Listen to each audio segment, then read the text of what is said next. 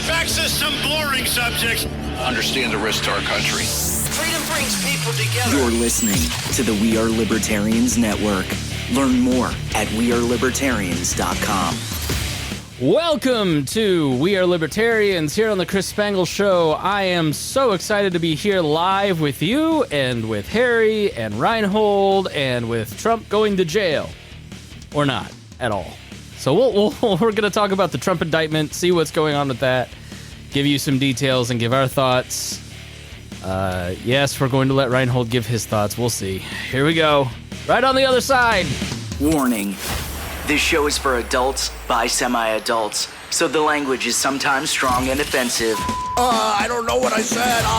Welcome to the Chris Spangle Show. Our goal is to help you sound smarter while talking to your friends. If you struggle to understand politics, we explain it from an independent libertarian point of view.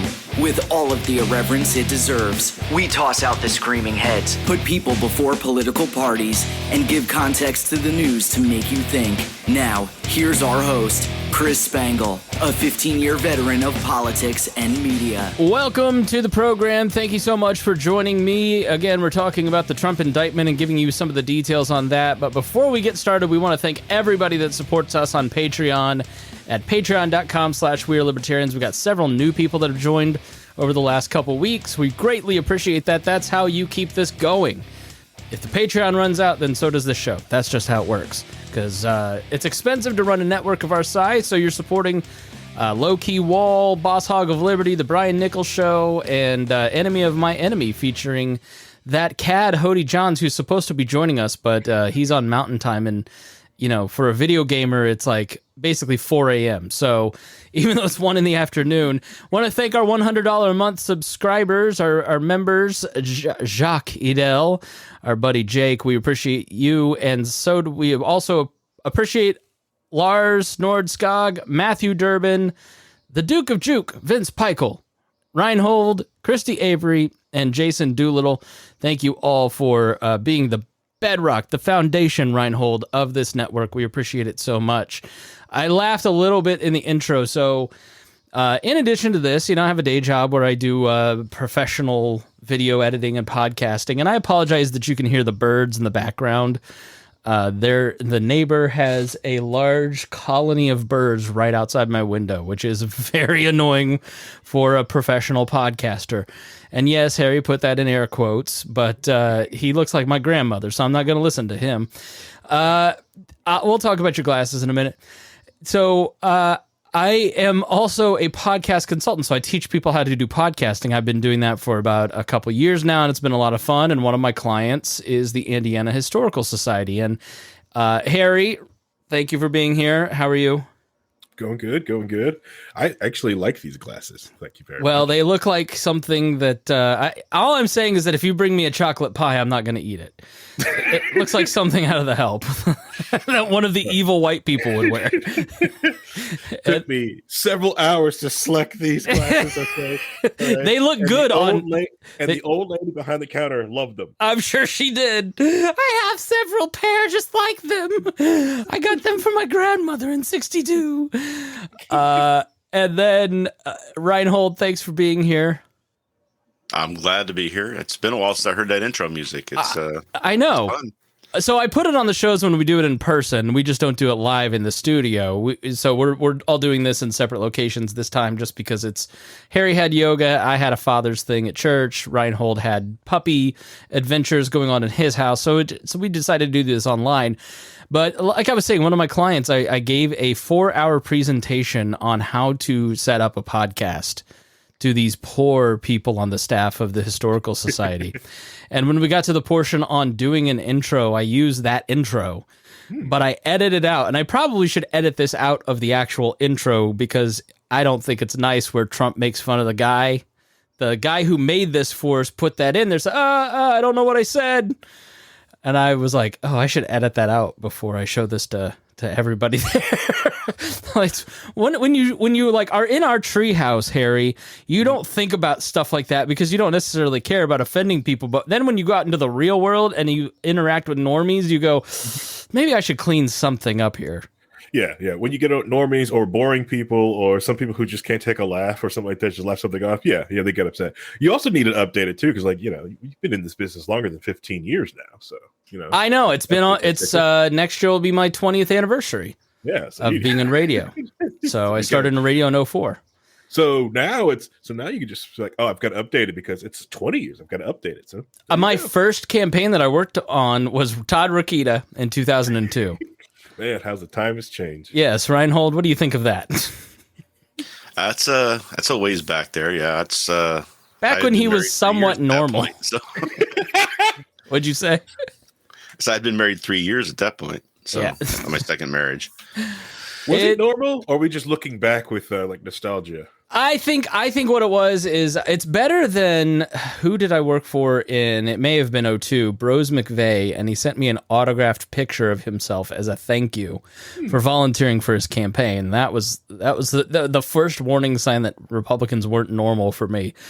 I think Todd is our attorney general here in Indiana, and he's lived off of a government paycheck ever since. So, I don't know. Anyway, so the swamp gets you. Okay. The Indiana swamp gets you. Yep. Every time. All right. So let's, thank you fellas for taking it. It is absolutely gorgeous. So thank you both for coming on the show to talk about this. Because I actually sent Harry a note, Rhinehold, and I said, listen, man, I know you have a no Trump rule, so if you want to sit this one out, it's totally cool. But Harry, you said, no, I'm in. Actually, he wants to watch me flounder around. I'm just here to make sure Rhinehold's TDS doesn't kick up too high. Okay. All right. And I'm also here to help the fans that I speak for the fans. Well, somebody needs to, because it's not me. I'm not doing it. I don't want to do it either. Fans, you're on your own. But I'm doing it. Yeah, I mean, here's the thing. I don't know about you guys. Look, I have a strong pro-jail policy for all politicians. You both know that. Yep. I think that politicians should go serve in office however long they want to serve, and then we just put them right in jail. Like Judge Dredd, we just let them off. When you get out, we just Badlands. We'll just banish you to the Badlands. Yes, you don't get to become a lobbyist; you get jail. Mm-hmm. But I want them to go to jail for the right reasons. So we're going to examine if this is the right reasons. I'm actually going to do something brave today. I'm going to let Rhinehold start, because we just did an interview with our friend Bruce Carlson over at My History Beats Up Your Politics. Great podcast. That'll come out soon. And I said, listen, I haven't listened to the series that we're talking about with the history of the fall of the USSR. Rhinehold, I need you to carry this. I've been busy. I need you to lead it off. And then how many questions did you get in? I got in 2 or 3 and a couple comments maybe, but it was like 20, 25 minutes before I even said a word. Now, to be fair, he gave thorough answers. They were interesting answers. It was a topic that Bruce is very, very, very passionate about. He worked on this thing for 10 years and he talked a lot, and we just let him talk because we do not mean that derisively, right? No. He could have gone for another 5-6 hours if we let him. He could have done a low key wall with us, Harry, if we got him on the show. By the way, Low Key Wall is a podcast you can download. You can also stream it on Twitch. You guys are killing my bandwidth. Yay. We ran out of space in StreamYard because of 4 episodes of yours. You're welcome. You're jealous of our consistency. You're jealous of our 4-hour shows. Okay. Just wait till we do the 24-hour episode. Okay. Right. I don't know what you're talking about. I'm here every week. Anyway, so yeah. They don't know any differently. They don't know that I record all those episodes in a day. All right. Jealousy. No, you guys, it's a fun listen. I'll catch it on YouTube sometimes. I do enjoy Low Key Wall. So go check that out. Check out Enemy of My Enemy. Also, we were going to have Hody on here to promote him, but I don't know. He's Mormon. He lives in Utah, and he might have gotten into the brown Coca-Cola last night and maybe just had a sugar high and crashed. Or he's like me. It's nice outside. I have meat and wood ready to go, but I'm inside with you too. All right, let's get going because I don't want to be here with you either. Rhinehold, so I'm going to let you lead us off on the details and give us, I'm going to interrupt you a lot just so I can structure it for the audience so we tell a good story here. But why don't you tell us where this all got started? Why did Trump get arrested? So there is a law in Manhattan. Nope, stop right there. No, I'm just kidding. Go on. I know. And actually, there's a couple different laws, but there's a law in Manhattan. The first one is Section 17505, which is falsifying business records in the second degree, which is a pretty clear indication of what was done. And in this case, what had happened was that Stormy Daniels was looking to sell a story of her affair with Mr. Trump when he was a candidate. He's still running at this time, and let me shade that in a little bit. So Stormy Daniels, it's October of 2016, right before the election. It's post Hollywood Access tapes. Yep. And so Stormy Daniels had come to the Trump organization and said, hey, remember when I slept with Donald Trump while his wife had just given birth to Barron? Which, how old's Barron now? Isn't he like a late teenager? Yeah, so, he bloomed too. He's like 6 something. Yeah, so that's how long this was. Donald Trump cheated on his pregnant wife with a porn star. And allegedly, and she signed a non-disclosure agreement at some point to say that she would never talk about it. And so she came back and said, I'm going to talk about it. And they said, no, get out of here. We got this agreement. Do you want us to sue you? And so she said, no. But then after Hollywood Access, she came along and she said, hey, now you got trouble with evangelicals. I'm going to talk unless you pay me. So what was paid to her and how did that all go then, Rhinehold? Well, first of all, what's interesting to note, too, is that she got caught up in the catch and kill scheme. Right. So the National Enquirer had a scheme where they would find people trying to sell this information to, shopping it around to get paid on information on Trump. And they and other people too, but mainly at this point it's just Trump. And they would then bring those people in and try to make a deal to say, hey, we'll buy your rights, but we will never publish it, but you'll get paid. Right. So they would Trump give them, sorry to interrupt, but did Trump pay the National Enquirer or did they just do that because he was buddies with the people? He was buddies with the people. That owned it. Becker was the name of the guy who runs National Enquirer at the time, and he was a big Trump supporter and had known him for years. So, so that's kind of why they were doing it, and they were getting some money on the side, I believe, for that process. Which this is not uncommon because the National Enquirer, for instance, sat on the Rush Limbaugh pill story for like a decade before they actually put it out. Yeah, it's a normal practice in their business model, right? So they do a lot of this. It's called catch and kill. So it's a kind of a conspiracy type of operation.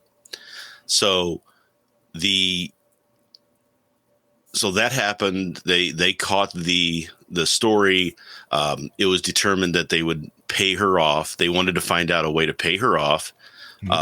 So they used Michael Cohen to write a check to her, and then he would pay Cohen out of some. He would give Cohen a check. He gave him like 11 payments, spread over a year. Yep. The problem is that he was paying it out of the campaign. Out of a business account instead of a campaign account. This was considered a campaign donation potentially. We'll argue that. Cohen pled guilty for this being a campaign account expenditure. They marked him as being services rendered, even though that Michael Cohen did not have an agreement or a retainer. Oh. So he was technically not his lawyer at the time. So Michael Cohen was his fixer, his lawyer at the time. But Michael Cohen didn't just go to jail for this. It wasn't a large slew of things, and this was a contributing factor. Yeah, this is one of the things he pled guilty to. So the case is largely on the federal side of things, right? Michael Cohen was a federal case or a state case? It was federal. Okay. So the feds go at some point and look at this and at Donald Trump and then decline to prosecute it? Sort of. Okay. So the New York office was looking into it. They had all the information in the statement against Cohen. They state that person one did this act, right? So person one would be Donald Trump at this point. They had all the information. Allegedly, we don't know. No, this is known. So he's trying to get us sued for libel, Harry. We don't have anything. We don't know that. We don't know. The department was looking into it and was going to possibly indict him. There's two problems. One, as a sitting president, they can't indict him because of a U.S. federal statute that is not really a statute. It's just their policy that they won't indict a sitting president. And two, Barr contacted their office and told them to stand down on this issue. Mm-hmm. They had, who was the Attorney General doing the investigation, and then the Attorney General Barr at the time told them not to pursue it any further. Which is pretty unheard of, right? Because the Attorney General and the Justice Department are supposed to be, the Attorney General runs the Justice Department, but they're supposed to be kind of independent from the president. The problem with Barr was that he sort of accelerated what started under Eric Holder with Obama, and that it was less partisan. Well, and Barr believes in the doctrine of the imperial presidency, where the president is basically a king and can do he can't do anything. He can do whatever he wants to do. Right. I don't think our country is set up that way, and it shouldn't be looked at that way. But that's where there are some people who believe in the imperial presidency aspect of governance. So if you're not going to read a book about it, then go watch Vice about Dick Cheney, and that kind of fills you in on that view of the presidency. Okay, so the FEC at one point also looked into this, right? The Federal Election Commission, which investigates federal election campaigns, also looked into this, and they declined to fine Trump. Well, unfortunately, the FEC for a long time was running without a full board, and they didn't have enough members on there. They don't have enough members on there. And I don't know if that's changed recently or not since Biden got in office, but they didn't have enough members on there to actually do anything. They have to have a certain number of open board member slots.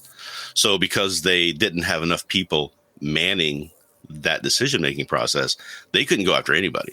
So there was a period of time there for years where anybody was able to get away with anything FEC related because there's nobody there to do anything at that point. Yeah. So we also need to kind of give you who is Karen McDougal in all this as well. You mentioned David Pecker, head of the National Enquirer, but who's Karen McDougal? Karen McDougal is another woman that Trump allegedly paid off for her story of, I believe, allegations of sexual misconduct. Let's put it that way. So there's he potentially raped her. She's coming. I guess there's a whole thing about it that is going on. So allegedly, he denies it. She says it happened. There's a whole thing. It's going on. I think there's a court case that's coming up here in a couple of weeks. It's going to get started on some of this stuff. So correct. So until the court case is alleged. What's wrong with you, Harry? I'm trying not to get sued. Well, it's also we also forget in these days and times he's innocent until proven guilty. Nancy Pelosi.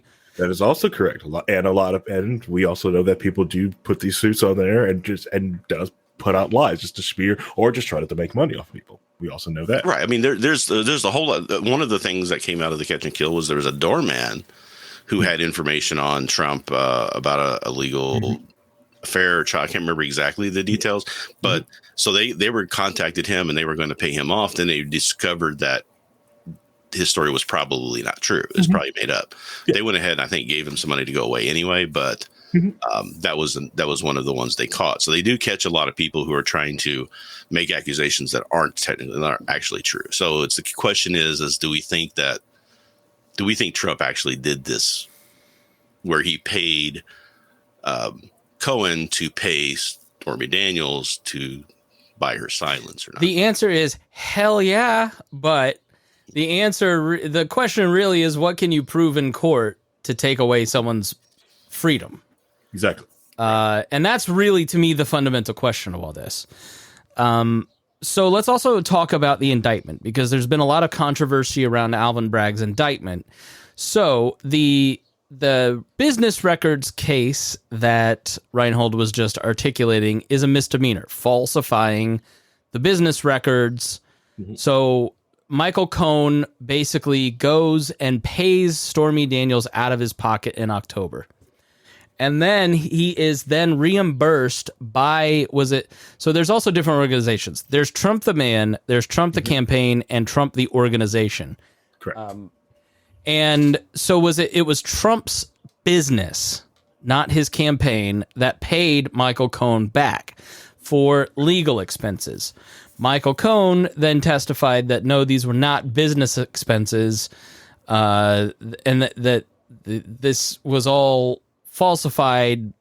So basically, the falsification of the business record, Rhinehold, is that he didn't write "paid Stormy Daniels for banging me" versus for I'm paying Michael Cohn for legal services.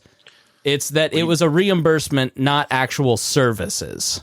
Right. It was he did not have a retainer. It was not a service, like a attorney service. He was paying back money that was spent for the hush of Stormy Daniels. And it was part of that is that it's a different determination on like the income statutes, like income taxes, things like that. So you're falsifying those records. You're also falsifying the actual business records of your company when you're a public company and you've got, a private anyway. You still have business records, especially in Manhattan. They have a whole different way of doing that than a lot of other states do.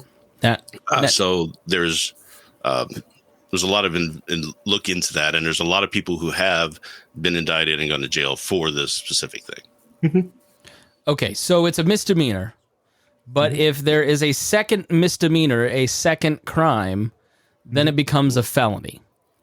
So what Alvin Bragg has done that is controversial is you've got you can nod your head all you want, Rhinehold, but it's controversial. I mean, it is. I mean, even left-leaning people are saying, left-leaning legal analysts, and Dan Abrams on MSNBC, for instance, is saying this is a little shaky because, the New York Times podcasts about this have all kind of talked about this.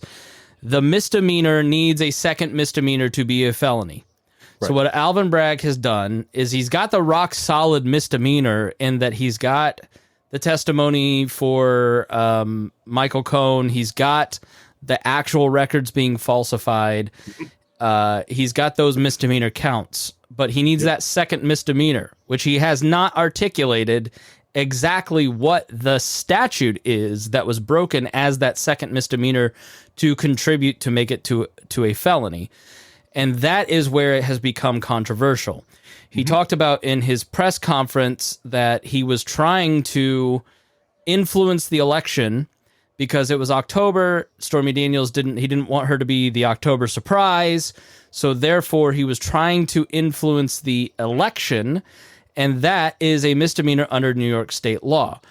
The problem is that this is a federal campaign. Now, having run federal campaigns and having run state campaigns and having been the Libertarian Party of Indiana's election finance guy, if you run a federal campaign in Indiana, you do not have a state recognized organization. You are registered with the FEC. You don't even have to register with the FEC until you raise a certain level of money, by the way. So some libertarian candidates can run for Congress and have no formal organization like a committee, which is, think of like an LLC for a campaign. But Trump has the Trump campaign, which is his campaign LLC, to put it in simplistic terms, with the FEC. They're the ones who are regulating Trump's election donations. So when Michael Cohn allegedly makes a campaign contribution of $130,000 to Donald Trump like it's very tenuous, right? Because he's not giving the money to Donald Trump to make a $130,000 donation. He's giving that $130,000 in hush money to Stormy Daniels. And so people are saying that is an in-kind contribution to his campaign. My friend Abdul is running for office. He's one of my mentors. I've been editing some video for him. I'm not charging him, but I am giving him an invoice saying, I gave you $2,000 of video services and editing, and this is an in-kind contribution to your campaign. I'm not giving him $2,000. I'm doing that work on his behalf, and we are labeling that because I'm doing a valuable work over a certain threshold. Therefore, Abdul must report it to the state election commission so people can then go and have transparent records about who is contributing yard signs and video work and doing graphics and doing work on the behalf of the committee. So I hope that's not confusing. So what you have a crystal clear crime in that Donald Trump falsified business records saying, I paid him for legal services when in reality you're paying him for reimbursements. That's done. We can mark that off and say this is definitely going to get charged as a misdemeanor. He'd pay a fine and we'd move on with our lives. The second part is, what's your other crime? So Alvin Bragg said he's violating New York election law by not announcing all of the in-kind contributions. That's not the purview of a state attorney general, but Alvin Bragg wants to be the test case, apparently. And do you have the authority as a state to regulate a federal election? In my mind, you absolutely do not, which makes this very shaky. There's another piece to this. All right, there's some other thinking about why he didn't particularly articulate exactly what the second crime was. Charlie Savage of the New York Times has floated the idea that he just wanted to say that he doesn't have to say what the second crime is. He can just say, "We'll tell you when we get to trial." And Donald Trump's legal team, as the defense, has the right to eventually ask for what that second crime is, and then he has to declare it. But as of now, he doesn't have to declare that. So Savage surmises that he's kind of floating out that this is tenuous, letting all of the people kind of chatter about this, and then he's going to pick a good legal theory. Rhinehold kind of articulated one, which is tax fraud. So most times when you commit tax fraud, Harry, you hide income, right? But what they're saying is he's falsifying tax records by reporting too much income, or they're not saying that this was not a reimbursement, therefore it was taxable income. And so he's falsifying state IRS records.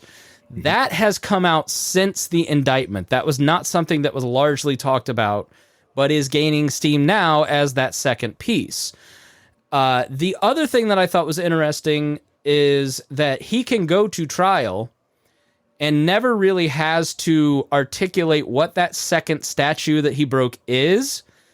It can just be enough that there's a generic conspiracy and he can float both of these ideas, for instance, and if everybody's good on one, then all of the sudden, half your jury says, yeah, he's guilty on the election law stuff, and the other stuff, he's guilty on the tax fraud stuff, and therefore he can get that to me seems shady, but that's how New York law works, right? And in a New York City jury, it probably would work in a blue city.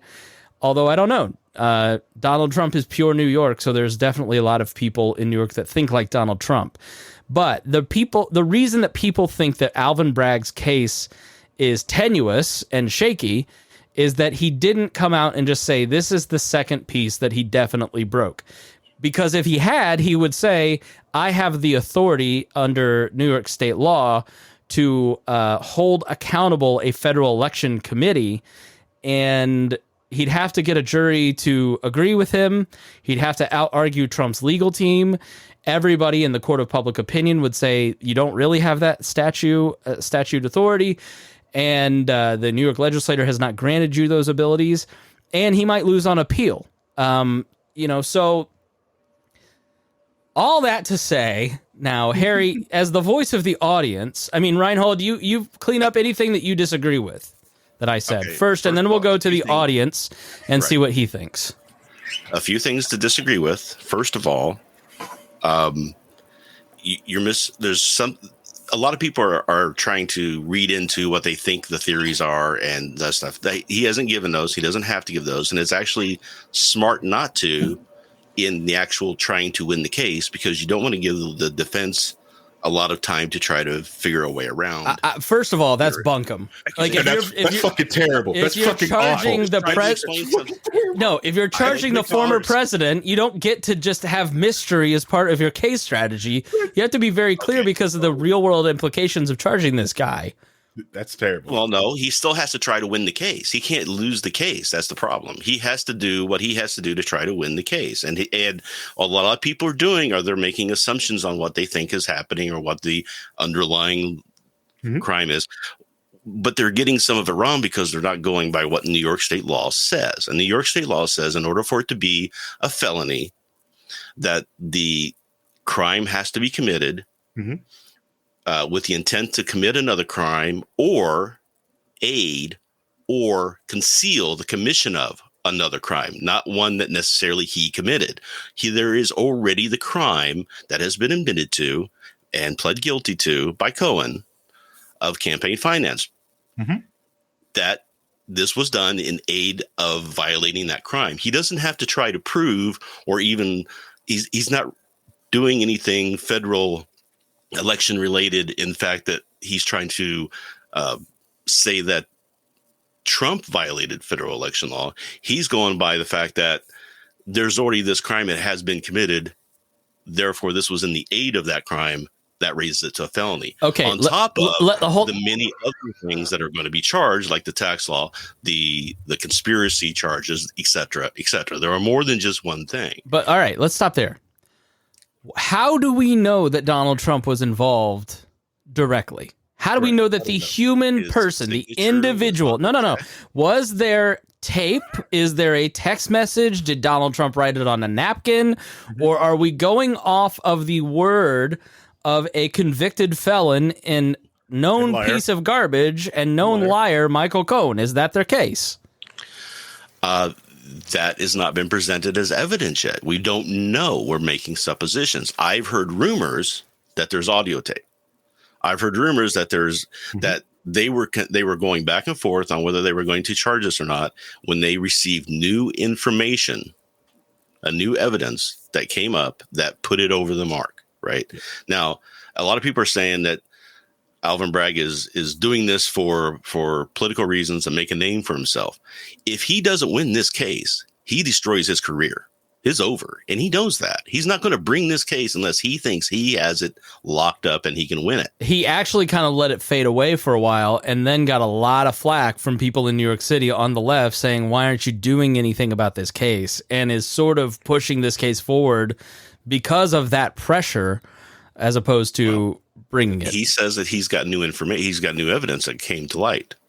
And that's why he brought in more people for more testimony in front of the grand jury. And the grand jury heard all the testimony and agreed to it. Now, a lot of people say, well, a grand jury just does whatever the prosecutor does. But the indict a ham sandwich thing. There's a lot of times where the grand jury will say, no, there's not enough here to indict, and they don't go forward with it. So they at least thought there was enough there to go to trial and get a conviction. It's, okay. All right, audience. We have not seen all the evidence. And audience, you're more than welcome to chime in. Dion says he effed her. Cohen was his fixer for years, and he's just now a liar.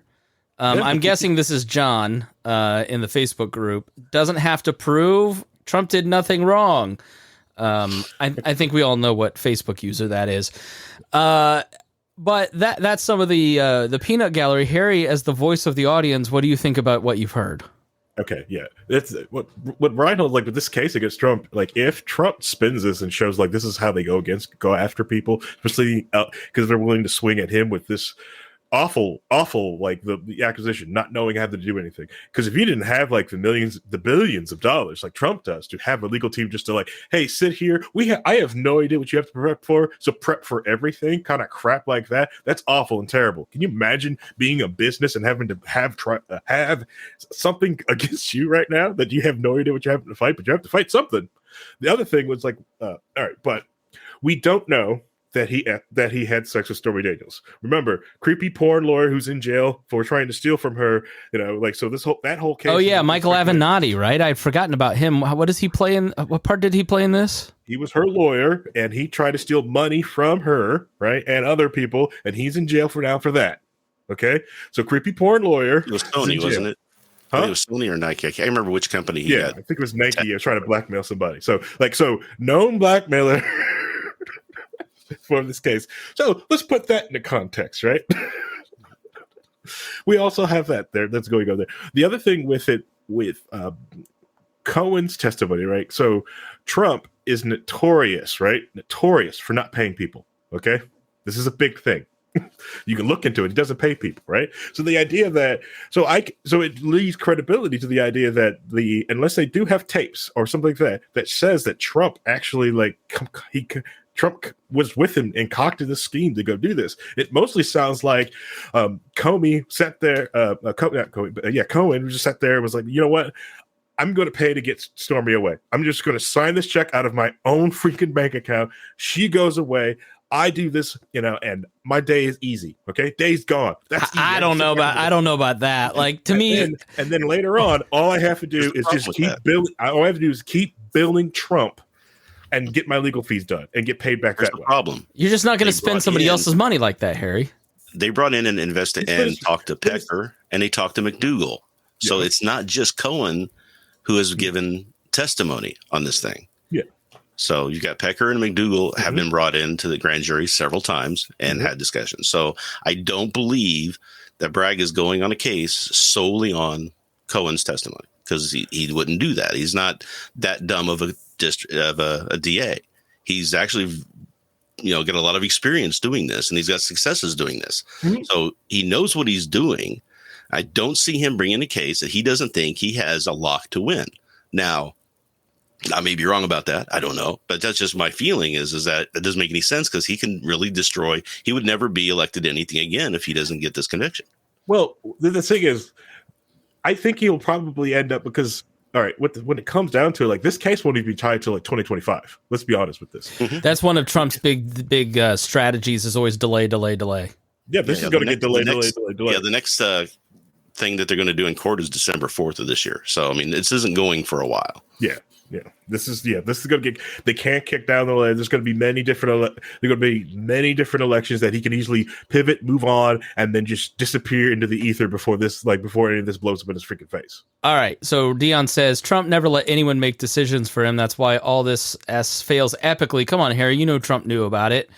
Let me say, Harry, I don't think you're saying that that's exactly what Trump thought, but if you were in the Trump's defense. That's how you'd probably spin it. You'd also, I would also spin it like it had nothing to do with the election. I wasn't trying to influence the election at all. My wife had just been through the scandal of the Hollywood Access tapes, and I just needed to cover this up to keep my wife happy because we all know that Donald Trump really cares about whether or not Melania is happy, right, Rhinehold? Yeah, exactly. Yeah, and there's a problem with that too. Is there is testimony that the payment to Stormy Daniels was that Trump directed it to be delayed until after the election because if he lost the election, he wouldn't have to pay her. So that puts the whole spin on whether or not it was to protect his wife. Testimony by whom? Well, we know it's testimony by Cohen, but we also know that it's probably backed up by Pecker. So we'll see. Probably. Harry. So it's a probable. We're all guessing at this point, right? We don't know. Exactly. It's all like estimation because we don't really know, and we won't know for like another 2 years from this thing. But like that is, and then the other thing was like we kept saying like, well, Trump's name is on it. Like it's Trump, right? If he is signing checks, right? He's a freaking billionaire, right? He's just getting invoices that hits his desk, right? Is he's going to take this thing's just for like, what should $100,000, $30,000? This is the freaking layup to Trump. Oh, what is it? A toilet seat? It's a layup. See, I don't buy that because I don't think that Trump is as rich as everybody thinks he is. And he seems to be. I don't know. I haven't seen his taxes. Uber focused on where his money's going. That's why. His taxes. We don't know. I mean, to me, this is what's maddening. You know, Dion says you can't spin the truth, though. That's, I think, what makes this maddening is I think everybody knows what happened here. Everybody knows this dude's guilty. It's just what is the standard of law that you're willing to prosecute? Can you win with, that's why court stuff makes everybody crazy, because there's so many different standards. I think it's perfectly reasonable to say Alvin Bragg could just charge him with misdemeanors and move on. He's got the rock solid evidence on the misdemeanors, get him fined, move on. Why force the felony? Then he's not above the law because he's being charged with the stuff that he, was charged with, as opposed to setting. I mean, Nancy Pelosi will say something like this. Whatever the grand jury decides, it's a consideration. No one is above the law, not even a former U.S. president. The former president's announcement this morning is reckless, doing so to keep himself in the news and foment unrest amongst his supporters. But then I think you could also make the argument, like, is he being charged that second piece that they aren't sure that they can prove because he is the former president? It all comes down to prosecutorial discretion. There are a million different things that are not charged in this country every single day because there are no resources. And in New York City, there's somebody's rape kit that isn't going to get prosecuted because they're spending so much money on this particular case, right? So you only have constrained resources within a government agency. Every AG's office, every police department, every fire department doesn't have an endless supply of money, except unless you're the federal defense budget. Then you get whatever you want.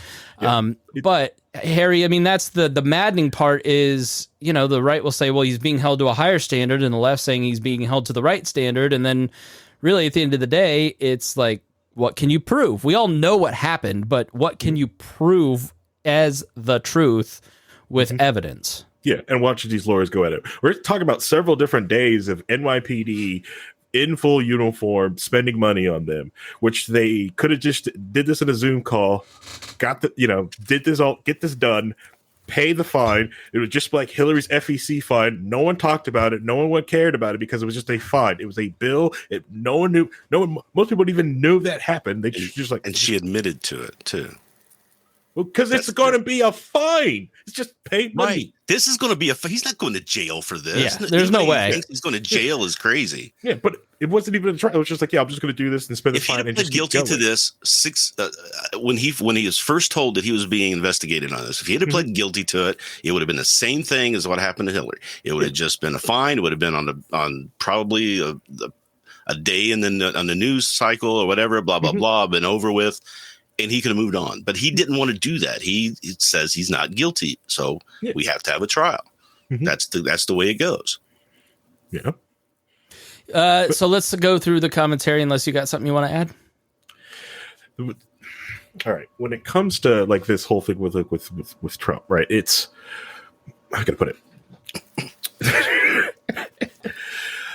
It is a lot of this is like a lot of speculation. It's like this whole like cloud of this fog of war thing, and it is freaking done on purpose. It's like the worst thing going into the primary season with it, and this awful like cloud with it. It's just good, and one way or another, like even this albatross of this trial is going to go around someone's neck. I don't know whose neck is going to be, but I don't think it's going to be Trump. Trump has raised millions of dollars off this. Yeah, he basically. Didn't he steal the lead from DeSantis or basically cement his lead in the Republican primary against DeSantis on this? Correct. Yeah. Yeah. And then which I don't think is the reason, because they'd rather run against DeSantis they'd rather run against Trump than DeSantis. Correct. Yeah. Yeah. But then it's like that 3D chess. It's like they're trying to get Trump up there to go after that. Good considering they already got the money and spend. I've already been seeing like DeSantis ads for like the campaign coming up, and it's like, wow, we're light years away from like anyone casting a vote for this. I just want to say something about that.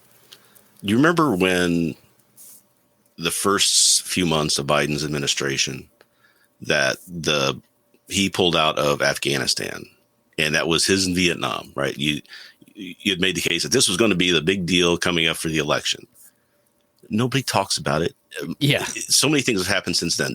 This case right now that he's being charged for, this indictment, I guarantee you by the end of this year, hardly anybody will be talking about it, because there's no going to be any movement on this between now and then, unless there are a bunch of, unless the judge just dismisses everything. You'll get a lot of news on that. But between now and the end of this year, you're likely to see 3 more indictments come for Trump. Yeah, Probably. this is just one of his. Look, before we move on to that, go ahead, Harry. I was going to say, but like it's the cloud of this crappy one, this crappy indictment, this little punt is going to like just put the cloud of up onto the other 3. The other one, the one in Georgia, is actually a good one. That is actually he probably should face for something for. But this stupid storm cloud from New York is going to sit over top of it. It won't have anything to do with it. I don't agree with you. I think this being the first case, the problem with Russiagate was that in 2017, the P tapes and all that stuff that everybody who actually looked at the evidence and kind of investigated it said, all right, this whole, what was the Christopher, what's his face? Was it Steele? Yeah, Steele. The Steele dossier. Yeah, Steele dossier. It was just like, all right, maybe he's right about they're out to get him. And it just sort of seemed like there was definitely Russian interference. I don't dispute that at all. But like the George Papadopoulos stuff, it all seems so tangential to actual like Trump collusion and all this. And it's like they shot their powder too early. So by the time real stuff was happening, people were so numb to it. And that's the problem with pursuing it in this way, is that by the time you get to the stuff where you have real tapes that are real crimes, like trying to steal 11,000 votes in Georgia and inciting a violent insurrection on the Capitol, like people who are in the middle go, yeah, but you also tried to get him on that Stormy Daniels thing, and you didn't really have a good case, because your first salvo matters. And I'm not saying that all these organizations act in concert, because it'd be done a lot better, I'm sure, if it were from the top down. This is individual agencies not coordinating with each other, and these guys just went first. And I think, Harry, it just erodes what will come later that will probably be more serious, more believable charges in the many different cases, because Rhinehold, he has like the January 6th commission, the Georgia case. Is that Letitia James, the prosecutor in Georgia? Then you've got the sexual harassment, or was it defamation case from the woman that he sexually harassed on the plane, allegedly. You've got like 5 different lawsuits that I can think off the top of my head going. And every single one of them will be, they will say he did nothing wrong, and his followers will believe him. And that will be the case. Of course. Yeah. Just because you've already got the January 1 thing. Well, it wasn't an insurrection. He had nothing to do with it. Blah, blah, blah, all that stuff. And then you've got the documents case where he had all the documents at his house and everything else. They're going to say, well, Biden had documents and Pence had documents. Well, this is the same thing. And it's not. It's completely different. But that's what they'll say, because that's what they want to believe. They want to believe that he is being persecuted. Yeah. So that's how the media will spin it. And but why do we worry about them? Those people are going to do that anyways. Yeah. Who cares? Yeah. And the storm cloud from New York, Georgia is the important case. The other cases are just smoke. They're crap. They're boring. Like the Georgia case is the important one. That's the one you want people to pay attention to. The Georgia case is very important. The rest of them are crap. All right. The junk. The January 6th one was he being a butthead and not really and it said some things that he probably really shouldn't have said? Yeah. Obviously, yeah. But did it rise to a crime? Probably not. So this is just more smoke. But Georgia, then going after votes in Georgia, now that is something. And you've got 2 tapes. You got hard evidence. This is what people should pay attention to. That's the case. All the money should be going and supporting for that case. The other ones are just like, we get them and just poke them. It's like, no, it just seems like you're just trying to tire at his life. It's not one single box of money. I mean, you've got crimes happening, and there's different people who are committing or convicting those crimes or prosecuting those crimes, right? So it's not like, oh, if we do this one in New York, then we're taking money away or resources away from the one in Georgia. The one in Georgia is going to go through. It's going to happen. Yeah. It's going to be big news. This will become very minor on the whole news scene. You probably won't ever hear about it after that one hits. So I don't see that as being enough to because they already got him on all these. All the Mueller report, blah blah blah. Well, the Mueller report had 34 different indictments in it, and it also stated that Trump should have been indicted for at least 10 cases of obstruction of justice, but they couldn't do it because of a rule that they can't indict a sitting president. Right? Not to say he didn't do it; he wasn't guilty. Just that they weren't allowed to because he was a sitting president. Right? So there's. All this stuff has happened already. This is a minor blip in all of that. So all you're going to get is his followers just going, look at this, look at all the stuff that's happened. And I just don't see this as being like the one that puts everything over that. Oh, this is the one that's going to convince everybody that they're out to get him. It doesn't make any sense. Plus, especially since we don't know all the evidence yet. We don't know all the legal theories yet. And it's not been presented in court yet. Once it gets to court and it comes up and Bragg has nothing and he's got an empty hand to present, then yeah, you can say that he was going after him and that would be the end of his career because he did a political prosecution. But there's so many other things that are going to happen that I don't get that people are trying to make this out to be the one thing that's going to save Trump and get him elected again. It's not going to work. I think that the him getting I'm kind of with you. I think that it's way overblown that people go, oh, well, now you just got him reelected. I can see why people say that because Joe Biden is so weak and so pathetic as a president that no one is excited about. I saw a meme that I posted in April of 2020 yesterday that said, give me a reason to vote for Joe Biden without mentioning Trump. And you still can't. Like maybe you could say, oh, well, I'm a progressive and I liked his infrastructure bill. And Biden won. 85 billion. Right. Even though nobody. That's the thing. So that's the thing is this helps him win the Republican primary, but it doesn't help him win the presidency because what this does is, I had a peaceful 3 years not thinking about this dude. We haven't done a Trump episode in years and it's been awesome, Harry. Great. Amazing. Amazing. Some are saying it's been the best years of our lives. Many are saying it. I am not a Trump supporter. I want to put that up there. Like, yes. The quid pro quo in Ukraine, got impeached for it. Should have got impeached for it. Perfect phone call. What do you say, Harry? This was a perfect phone call. You did the timeline on it. It's a joke. Les Parnev is out now with his own thing, his own podcast, and he's given the background on what happened down there and how Trump was manipulating all that. So Lev Parnas, he was one of the two basically black book guys for Giuliani, who got caught trying to skip the country because they were getting indicted for all the illegal stuff that Giuliani and Trump are doing. They were the ones actually doing the work, and they were just about to skip the country because they were in trouble for that. So he's turned on Trump at this point and Giuliani, and he's spilling the beans. What's the name of that podcast?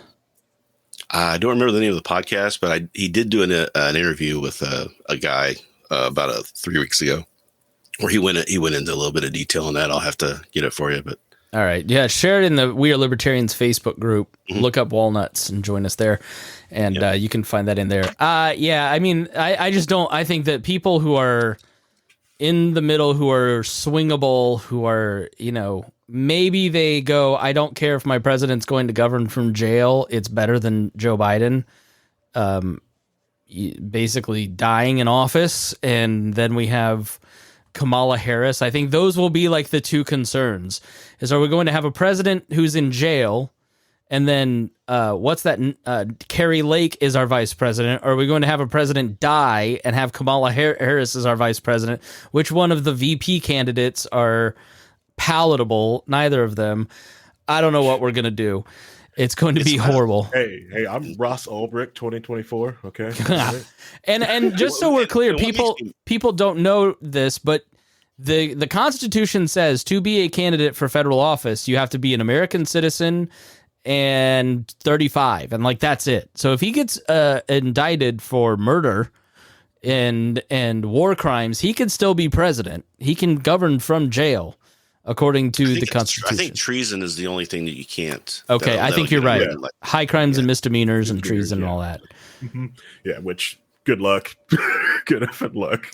Well, and that's the thing is, what makes me mad about Biden the most is that he swore when he was running that he was a one-term president. He would not run again.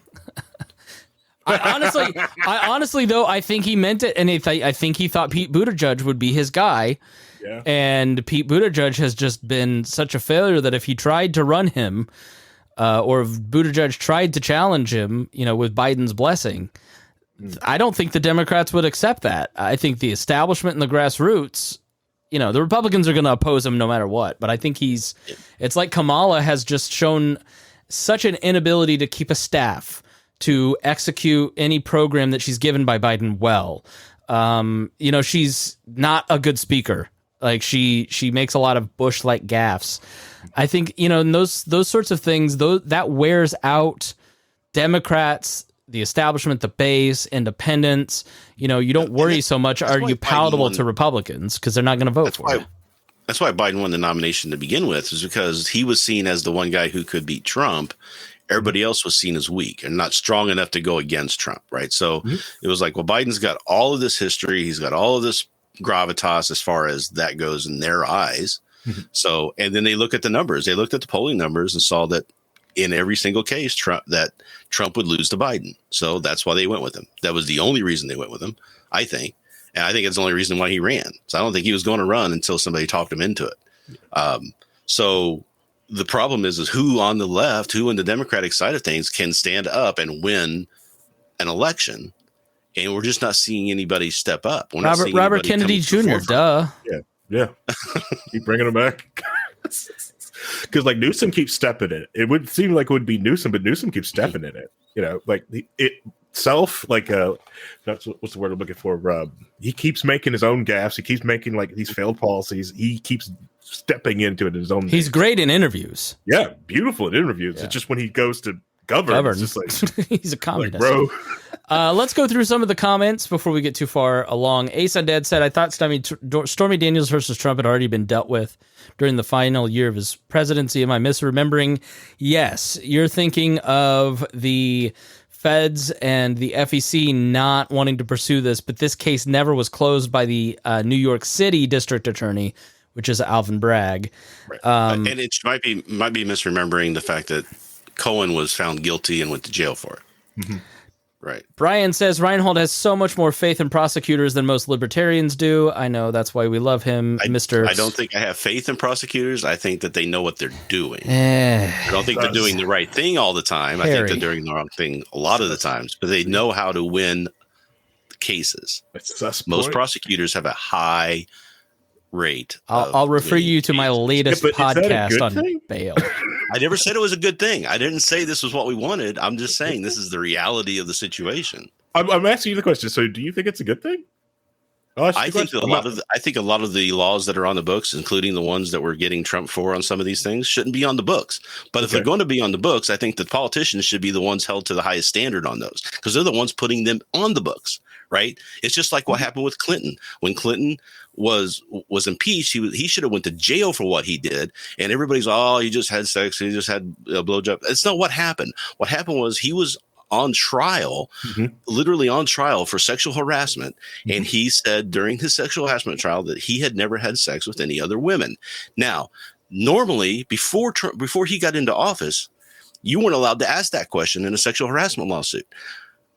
Clinton signed into law the change in the rules to allow prosecutors to ask sexual history questions of suspected or accused sexual harassers. So he was basically perjuring himself to violate the law that he put into place. And that's the thing that really burns my britches on those things. There you go. If these politicians put these laws into place, they should be held to an exact highest standard on those. They should not even skate near the line of getting anywhere close to breaking those laws. If they're not something that we should be prosecuting for, we shouldn't be prosecuting anybody for him. Such They a should be on the books. lib turd, honestly. And that's why he's we not a politician, Rhinehold. He's not a politician. I know he's been president and he controls half of the country's thinking, but he's not a politician. What are you talking about? outsider. He's an outsider. What are you talking about? The elite is after him. Sorry. Yeah. Let's keep going. Craig DaCosta, who is an attorney. Go ahead, Harry. I just wanted to say that's the other reason. I just wanted to get that out of Rhinehold. Yes. It was the aspect that he wants the politicians like that counted. It's so if this is a normal person, Rhinehold will be totally against this. See, that's why we love Rhinehold. It's one of them. It's also his main. Craig, who's a lawyer, grand jury only finds probable cause defined as strong suspicion. They do not find it is provable beyond a reasonable doubt. To add to that, that is the job of the jury. Yeah. He also says, even after charges are dismissed, Bragg will be the hero of the left and make money off of speeches, lobbying and handling civil rights cases in private practice. I mean, that's what Preet Bharara did. I mean, Preet's making bank as a commentator. Dion says, if you are a D, then you don't get to complain about not being treated fairly, especially in the court of public opinion. I don't think any of us are disagreeing with that. He deserves all the hate that he gets because of who he is. And he says Trump created all of his own problems. He had never took that correspondence dinner personally. He would never be in this position. He ruined his own life because he opened himself up to presidential scrutiny. And I tweeted something a little similar. Imagine cheating on, imagine just how crazy Donald Trump's life is, right? This would be a weird dream. If you woke up, you'd be like, what is going on? Imagine cheating on your wife and hoping no one finds out, but the porn star told someone, and now you're going to jail because you accidentally got elected the president of the United States. It's just, his whole life is bizarre.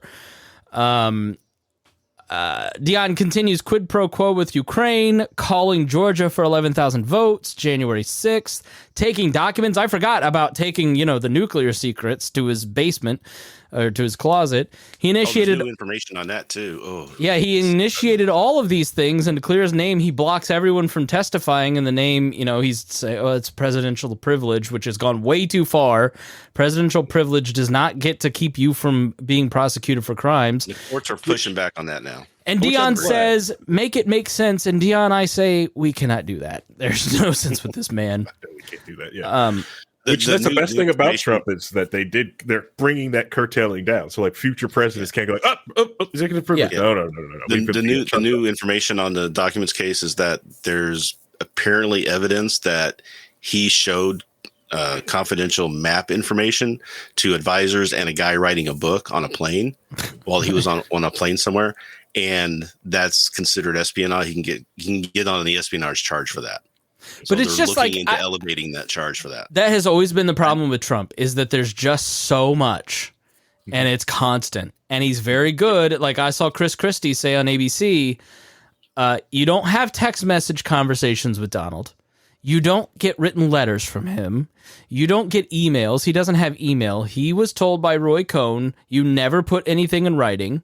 And he was also told that if you get arrested, then you lose all control, because now the New York prosecutor and the judge especially has the ability to tell him what he can and can't say, even in a presidential campaign. So getting arrested is a bad thing. Mansa West says Joe Biden got 81 million votes. They did not care who they run against. I don't agree with you at all. I think it would be harder for Joe Biden to beat Ron DeSantis, who has very similar views to Donald Trump, but is an effective speaker and has actual... I don't agree with a lot of what he's done, but he has an actual record of getting things done in Florida, and Republicans will like that versus... Hold on. But versus Donald Trump, who shut down the economy and passed 2 stimulus bills and is a constant nightmare and has all these legal liabilities. They of course would rather run against Donald Trump, who is a constant freak show. Go ahead, Rhinehold. I don't think this.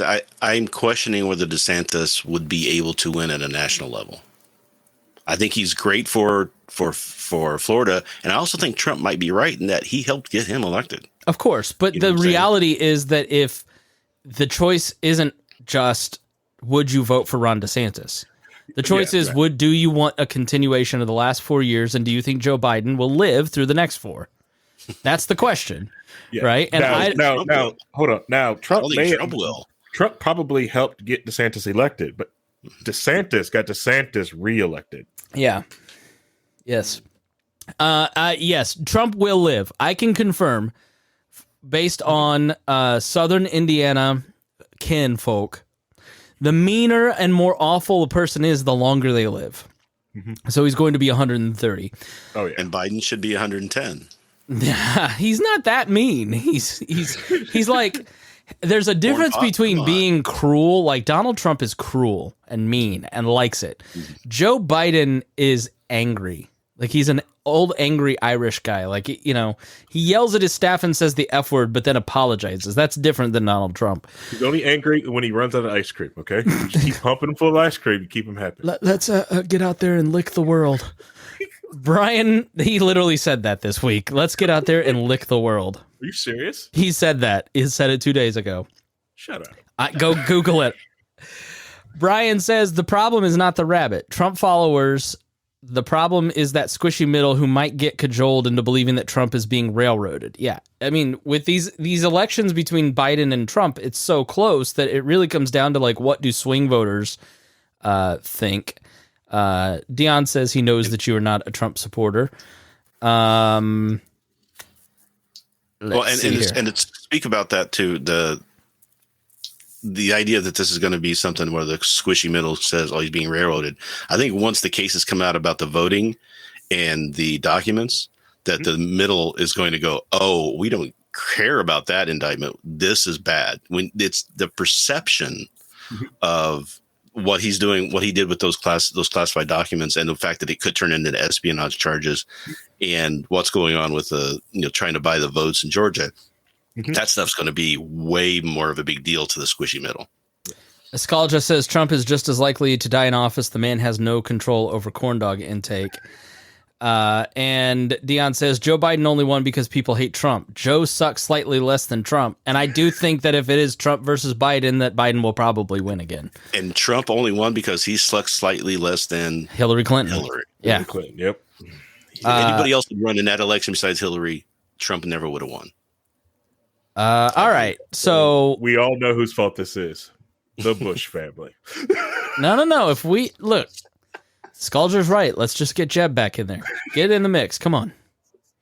Why is anybody like, I want to know why, like, so Mike Pompeo wisely said he's not running for president, but like, why does Chris Christie or Tim Scott or that South Carolina former governor, Nikki Haley, why Mike Pence? Like, why do any of these people think that they should run for president? Who is asking for Chris Christie to run for president again? First off, can you, before we go on this line of thinking, Chris, can you tell us that you're not running in 2024? I can't confirm that. I think he has an exploratory committee. I think the world is ready for a funny libertarian podcaster to run for president. That's all I'm saying. Actually funny.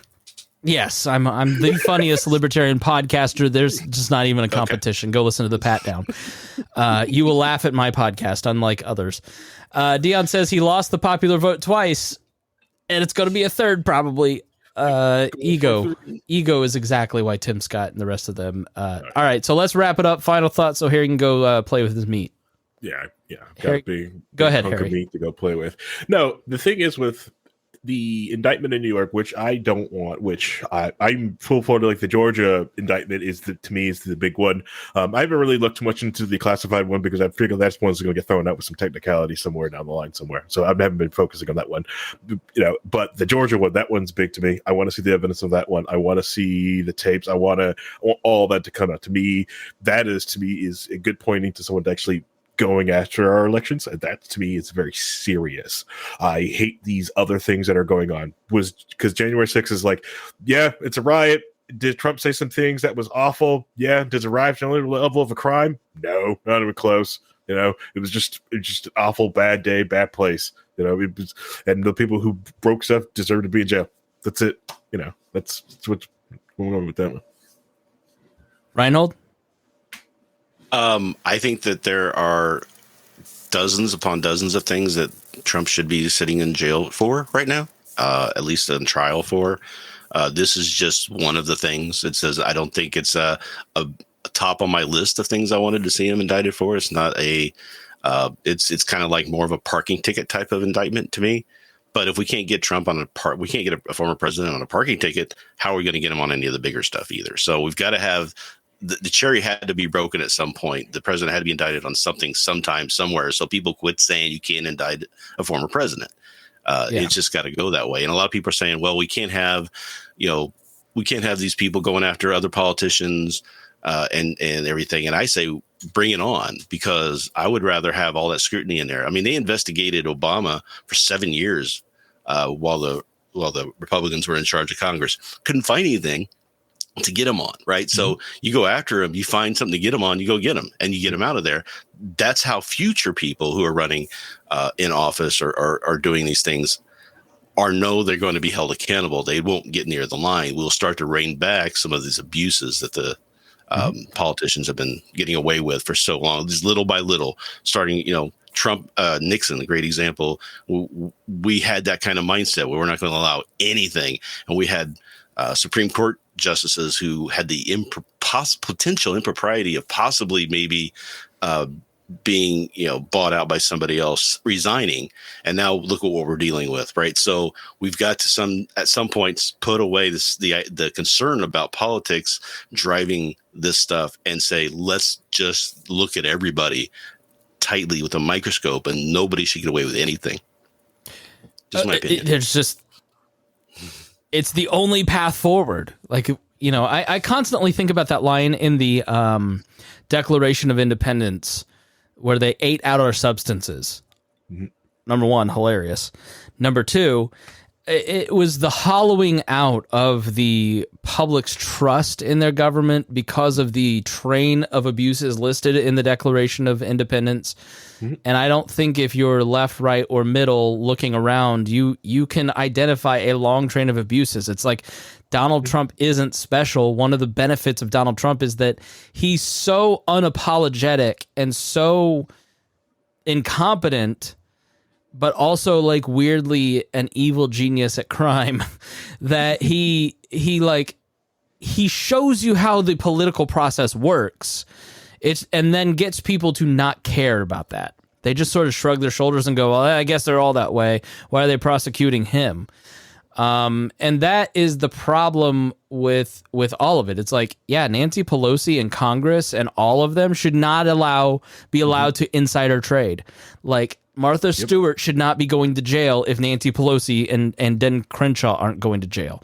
Like the point of a functioning republic is that you have a rule of law, and you are careful about the amount of laws and types of laws that you pass, and it means a lot. Dion said something about the court of a public opinion, like the court of criminal conduct where you remove somebody's freedom should be very particular to what Rhinehold said, and you shouldn't be just passing a lot of regulations and laws and then just locking people up because they're Donald Trump, and then we're going to let other business leaders skate, or we're going to let this criminal go and that criminal gets arrested, and there's no evenness between classes, creeds, religions, economic structures. Like, it's just all over the place because there's just so many rules and regulations at this point.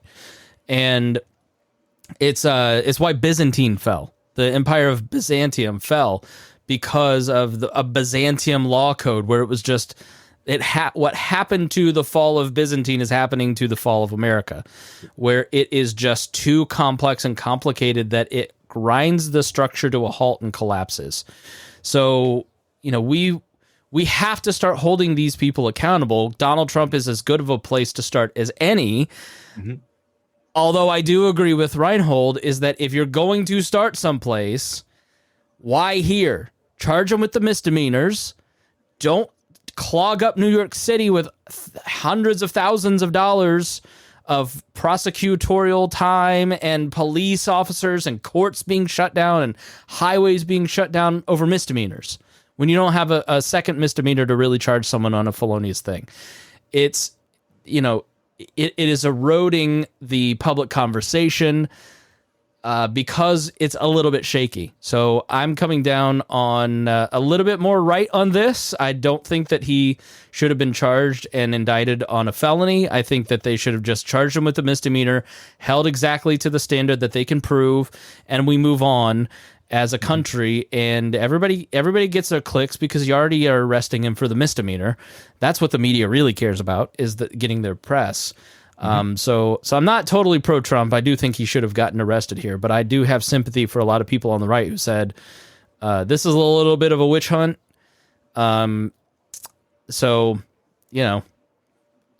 Literally, I think 30 seconds after it was announced, did you guys get the email from Trump's campaign that said it had the fake mugshot with the T-shirt, and you could buy the T-shirt?